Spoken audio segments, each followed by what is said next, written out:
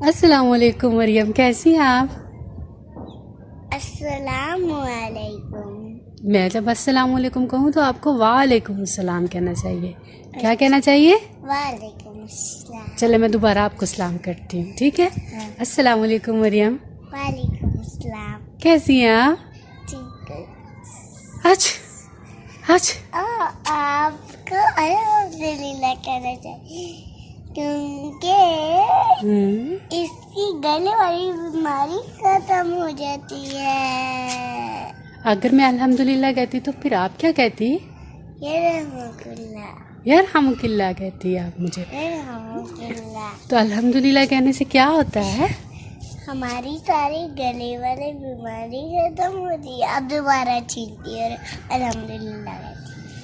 चलो फिर आप मुझे छींक आई तो मैं ज़रूर अल्हम्दुलिल्लाह कहूँगी, ठीक है? आज अल्हम्दुलिल्लाह। अल्हम्दुलिल्लाह। और जवाब में क्या कहना चाहिए? यरहमुकिल्लाह। जब आप छींक मारोगी तो मैं यरहमुकिल्लाह कहूँगी, और जब मैं छींकूंगी तो आप करो क्या कहोगी? यरहमुकिल्लाह। क्या कहोगी? अल्हम्दुलिल्लाह। यरहमुकिल्लाह। अल्हम्दुलिल्लाह। अच्छा मुझे बताएंगे अल्हम्दुलिल्लाह का मतलब क्या है? मुझे नहीं पता। मैं बताऊं?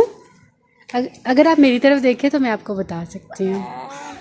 अल्हम्दुलिल्लाह का मतलब होता है, अल्लाह का क्या मतलब है? अल्लाह ताला का हम शुक्र अदा करते हैं। मुंह तो ना बेटा ऐसे खोलो, जी जी। बात करो मुंह। तो अब मुझे छींक आएगी तो फिर मैं अल्हम्दुलिल्लाह कहूँगी तो आप क्या कहोगे? मरियम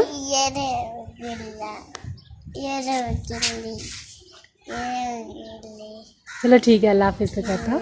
अल्लाह हाफिज़ तो कर दो। अल्लाह हाफिज़। जी मैं